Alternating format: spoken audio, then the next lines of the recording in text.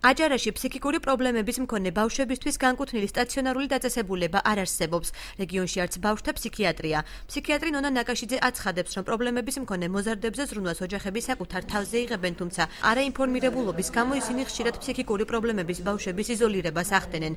მძიმე შემთხვევების დროს მედიკოსებს პაციენტების თბილისში გადამისამართება უხდებათ. სერვისების ხელმძღვანელობის კვალიფიციური კადრების დეფიციტის და კიდევ ბევრი ისეთი აწყობილი სისტემის არარსებობის გამო, სადაც გულისხმობა როგორც კრიზისული, როგორც სტაციონარული, ასევე ამბულატორიული და ფსიქოსოციალური რეაბილიტაციის რგოლების ერთმანეთთან რეფერირება არ არსებობს ესეთი ქსელი სამწუხაროდ.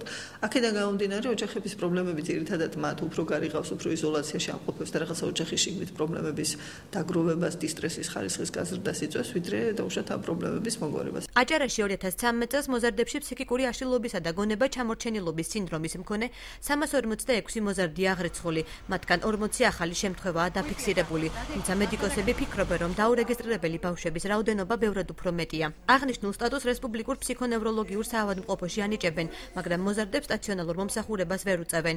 დარწმუნებული ვარ, ალბათ 50% მოდის ჩვენთან.